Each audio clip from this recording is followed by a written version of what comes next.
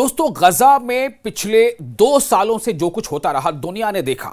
आपने भी अपने मोबाइल स्क्रीन पर यह देखा होगा कि किस तरह से गजा में बम बरसाए जाते रहे, मासूम बेबस लोगों पर बमबारी होती रही, छोटे छोटे बच्चे, औरतें वो बमों का शिकार होते रहे, उनके घर बार, दुकान, मकान, स्कूल, अस्पताल सब तबाह हो गए। यहां तक कि जो मजहबी मकामात थे जिनमें कई चर्चेस थे या मसाजिद थी वो भी तबाह हो गई।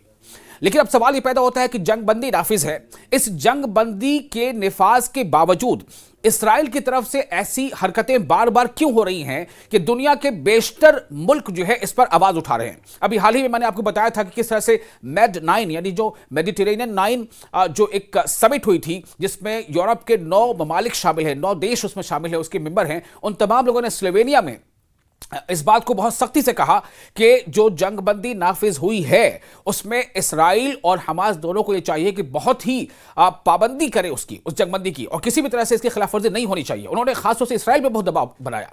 अब आप देखिए कि इसराइल में बेंयामिन नेतन्याहू जो इसराइल के वजीर आजम हैं, जो प्रधानमंत्री हैं, उन पर बहुत ज्यादा दबाव बन रहा है। बेंयामिन नेतन्याहू के बारे में यह कहा जाता रहा है कि उन्होंने बिल्कुल अपनी अना की वजह कर इस जंग को इतना लंबा खींचा है, क्योंकि खुद इसराइल के अंदर उनकी पॉलिसीज की मुखालफत होती रही। बस जो कुछ ऐसी जमातें हैं, पॉलिटिकल पार्टीज हैं जो उनका साथ दे रही थी, जिनके साथ की वजह कर उनकी सरकार टिकी हुई थी, उनका जो हार्डकोर एलिमेंट था वो उनको लगातार इस बारे में सपोर्ट कर रहा था। लेकिन जो एक बड़ा तबका इसराइल में वो था जो लगातार इसराइल से या इसराइल की हुकूमत से ये मांग कर रहा था कि वो जंग को किसी भी सूरत में जल्द से जल्द रोके, और जो कोई भी वहां पर जो यरगबाली हैं या हॉस्टेजेस हैं हमास, उनको वापस लाए और इस नतीजे में जो इंसानी जानों का जो जिया हो रहा है उसको रोके। अब आपको बताते हैं कि अब वहां ताजा सूरत हाल क्या है। काबिज इसराइली, काबिज यानी ऑक्युपायर, जो जिसने कब्जा कर रखा है, काबिज इसराइली सियासी और सिक्योरिटी इदारों में गहरे होते जा रहे हैं इख्तलाफात। जो भी उनके इदारे, इंस्टीट्यूशंस, उनमें इख्तलाफात काफी गहरे हो रहे हैं, यानी कि उनमें मनमुटाव काफी बढ़ रहा है। अब यह बात जो है बिल्कुल खुलकर सामने आती जा रही है। इसकी एक मिसाल आपको हम बताते हैं क्या हुआ है। इस बढ़ते इख्तलाफात के एक नए इशारे के तौर पर बात यह सामने आई है कि काबिज इसराइली कौमी सलामती के मुशीर, यानी जो नेशनल सिक्योरिटी एडवाइजर होते हैं, तो इसराइल के जो नेशनल सिक्योरिटी एडवाइजर हैं, कौमी सलामती के मुशीर जाही हंगबी ने मंगल की शाम अपने ओहदे से इस्तीफा दे दिया है, अपने ओहदे से सबकदोशी का ऐलान कर दिया। अब आप सोचिए कि एक ऐसे वक्त में, एक ऐसे दौर में कि इसराइल में जो है वो नेशनल सिक्योरिटी एडवाइजर वो इस्तीफा दे रहा हो, इसका क्या मतलब है? ये बहुत बड़ी बात है, बहुत कुछ इससे इशारा मिलता है। ये ऐलान इसके बाद सामने आया है जब काबिज इसराइली प्रधानमंत्री बेंजामिन नेतन्याहू ने इसे आगाह किया कि वो इस मनसब पर नई शख्सियत का तकर्रुर करने जा रहे हैं। क्यों? सबसे बड़ा सवाल यह है कि आखिर क्यों ऐसी नौबत क्यों आई, जब पिछले लगभग 2 साल से इसराइल लगातार गजा में बमबारी कर रहा है। इसराइली जो फाइटर जेट्स हैं वो बम गिरा रहे हैं, वहां पर टैंकों से हमले हो रहे हैं, गोलाबारी हो रही है, 70,000 से ज्यादा लोगों की जानें जा चुकी हैं, और इनमें ज्यादातर मरने वाले जो बच्चे और महिलाएं हैं, ये रिपोर्ट्स है। यहां तक कि यूनाइटेड नेशंस, जो संयुक्त राष्ट्र संघ, उसने भी इसकी कई बार निंदा की और कई बार ये बताया कि वहां जिनोसाइड हो रहा है। इन तमाम 2 साल वाले वाकये के बाद से बेंजामिन नेतन्याहू के जो क्यों आखिर उन्होंने ऐसा कहा कि हम उन्हें बदलने जा रहे हैं, जो नेशनल सिक्योरिटी एडवाइजर हैं, दोनों के दरमियान दरअसल जंग के इंतजाम और इलाकाई पॉलिसियों के हवाले से शदीद इख्तलाफात पाए जा रहे हैं। इख्तलाफात मतलब 2 राय, यानी कि मतभेद, गहरे मतभेद पाए जा रहे हैं। जो कुछ ऐसे सोर्सेज हैं जिनमें इब्रानी मीडिया हाउसेज हैं या ज़राए अबलाग के मुताबिक नेतन्याहू का फैसला दरअसल हंगबी के साथ बढ़ती कशीदगी का नतीजा है। यह हंगबी कौन है? मैंने आपको पहले बताया कि हंगबी जो है वो नेशनल सिक्योरिटी एडवाइजर, कौमी मुशीर बराए सलामती। तो हंगबी को इब्तिदा में नेतन्याहू के करीबी ताल्लुक की बुनियाद पर यह ओहदा दिया गया था।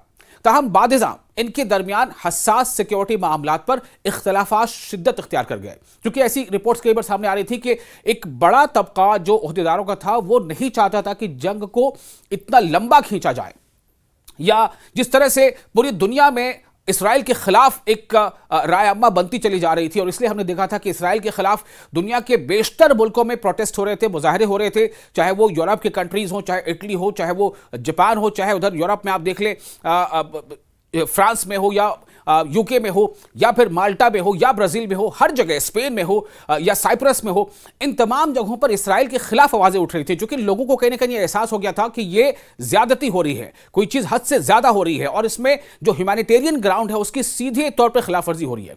तो इनमें अरबात जदऊन 2 जो एक हम कह सकते हैं कि मीडिया का आउटलेट है, उसने कई नामी फौजी ऑपरेशन, कतर पर जारहाना कार्रवाई का मंसूबा और इस असीरान के तबादले की वजह डील शामिल है। ये तमाम ऐसी चीजें हैं जिसको लेकर के ये कहा जा रहा है कि काफी वहां पर जो है इन दोनों के बीच गहरे इख्तलाफात हैं। रिपोर्ट्स में कहा गया है कि हंगबी जो कौमी सलामती के मुशीर थे, अब चूंकि उन्होंने इस्तीफा दे दिया, तो रिपोर्ट में कहा गया है कि हंगबी की जानिब से गजा शहर पर कब्जे की मुखालफत और असीरान के तबादले के लिए मरहलावार यानी कि सीरीज के हिसाब से समझौते की हिमायत ने नेतन्याहू के साथ इसके ताल्लुकात में फैसलाकुन मोड़ पैदा किया।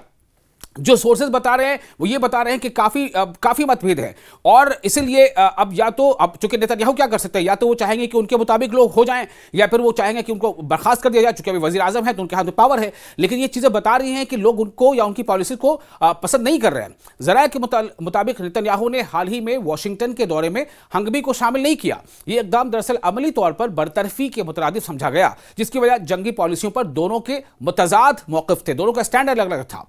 यानी बेंजामिन नेतन्याहू कुछ चाहते थे और नेशनल जो सिक्योरिटी एडवाइजर वो कुछ चाहते थे। तो हंगबी ने अपने जाती बयान में जो उसने वजीर आजम के दफ्तर के बजाय खुद जारी किया, कहा कि मुझे आगाह किया गया है कि वजीर आजम कौमी सलामती कौंसिल के लिए नए सरबराह का तकर्रुर करने जा रहे हैं, इसलिए मेरी मुद्दत जिम्मेदारी जो है वो खत्म हो रही है। ऐसा कहकर उन्होंने इस्तीफा दे दिया। इसलिए उन्होंने कहा कि मैं इस मौके पर फख्र महसूस करता हूं कि मुझे काबिज इसराइल की दाखिली और खारजी सिक्योरिटी पॉलिसियों की तश्कील में हिस्सा लेने का मौका मिला और मैंने हसास उम्र पर हमेशा आज़ादाना मौक़िफ़ बरकरार रखा। ये इंपॉर्टेंट बात है, आज़ादाना, यानी कि ऐसा नहीं है कि जैसा बेंजामिन नेतन्याहू जब जैसा चाहते थे वैसे उन्होंने जी हाँ, बल्कि उन्होंने बार बार ये आगाह किया कि ये आपकी पॉलिसी गलत है, ये जो है गैर मुनासिब है। तो इसलिए कहीं ना कहीं वो उनकी नज़र में खटकने लगे। तो ये वो बताता है कि किस तरह से इसराइल में हुकूमती जो बड़े बड़े इंस्टीट्यूशंस हैं उनके अंदर भी जो इख्तलाफात थे वो अभी भी बरकरार हैं। हंगबी ने 7 अक्टूबर 2023 के वाक़यात की मुकम्मल तहक़ीक़ात का मुतालबा किया। अब ये बेंजामिन नेतन्याहू नहीं चाहते थे, क्योंकि इसको लेकर के कई सवाल हैं कि दरअसल 7 अक्टूबर 2023 में जो हुआ था, क्या उसकी मुकम्मल जांच नहीं होनी चाहिए थी? क्या उसकी इन्वेस्टिगेशन नहीं होनी चाहिए थी कि दरअसल ये इसके पीछे किसका हाथ है? क्या ये वाकई मतलब एक ऐसा हो गया जो हमास ने किया या फिर इसके पीछे कोई साजिश थी? तो हंगबी ने 7 अक्टूबर 2023 के वाकयात की मुकम्मल तहकीकात का मुतालबा किया था और कहा था कि अभी तक ये फरीजा मुकम्मल नहीं हुआ कि तमाम असीरान को वापस लाया जाए, यानी जितने भी लोग वहां पर मुहतजिज हैं, और गजा की मज़ाहमती जमातों को गैर मुसल्लह किया जाए। हमारी ये कसीर अलमहाज जंग ताहाल खत्म नहीं हुई, उन्होंने बार बार कहा है। तो इससे ये पता चलता है कि नेतन्याहू दरअसल चाहते क्या थे। क्या वो सिर्फ ये चाहते थे कि किसी न किसी बहाने जंग जारी रहे, किसी न किसी बहाने इसराइल जो है वो हमला करता रहे और दुनिया के जो उनके दोस्त ममालिक उनको लगातार जो है इसे मदद करते रहे? दूसरी तरफ नेतन्याहू के करीब ज़राए अबलाग ने अपने प्रोग्रामों में ये मौक़िफ़ पेश किया है कि हंगबी हमास के साथ नरम रवैया अख्तियार किए हुए था और मैदान जंग में फैसलाकुन कार्रवाई की मुखालफत कर रहा था। नेतन्याहू के हामियों ने इसे कमजोर, मुतज़लज़ल और मुसालहत पसंद करार दिया था। काबिज यानी ऑक्युपायर, काबिज इसराइली ज़राए के मुताबिक दोनों के दरमियान कशीदगी उस वक्त उरूज पर पहुंची जब काबीना के एक इजलास में हंगबी और वजीर बराए कौमी सलामती इतमार बिन गुवेर, ये नाम भी आपको मैं कहीं बता चुका हूं, ये कौन है? ये वजीर बराए कौमी सलामती मिनिस्टर है इतमार बिन गुवेर के दरमियान शदीद तकरार हुई। हंगबी ने इजलास में तजवीज़ दी थी कि फ़लस्तीनी असीरान के लिए, यानी जो वहाँ होस्टेजेस थे, उनके लिए रेड क्रॉस की मुलाकातों की इजाज़त दी जाए, जिसे बिन गुवेर ने सख्त अल्फाज में रद्द कर दिया। बहस बढ़ते बढ़ते चीखों पुकार और इल्ज़ाम तराशी तक जा पहुंची थी। आपको याद होगा कि बिन गुवेर भी कई बार ऐसा बता चुके हैं कि वो जो है कई बार उसकी मुखालफत होती रही है उनकी पॉलिसीज़ की, या जो उन्होंने राय मशवरे दिए थे। तो सियासी तजिया निगारों का कहना है कि हंगबी की बरतरफी इस अमर की निशानदेही करती है कि बेंजामिन नेतन्याहू काबिज इसराइली फैसला साजी पर अपनी गिरफ्त मजीद मजबूत कर रहे हैं, जिससे सिक्योरिटी इदारों में इख्तलाफ राय की गुंजाइश मजीद महदूद हो जाएगी। इस रविश के बायस आला सिक्योरिटी हुक्काम पेशावराना आरा, यानी अपनी राय, अपनी बातें, अपनी व्यूज के इजहार से गुरेज कर सकते हैं, क्योंकि इख्तलाफात राय का नतीजा बरतरफी या हाशिया नशीनी की सूरत में निकल सकता है। तो इससे यह जाहिर होता है कि दरअसल बेंजामिन नेतन्याहू चाहता क्या है। वो वाकई सीज फायर या जंगबंदी चाहते हैं या उनके दिमाग में कुछ और चलता रहता है।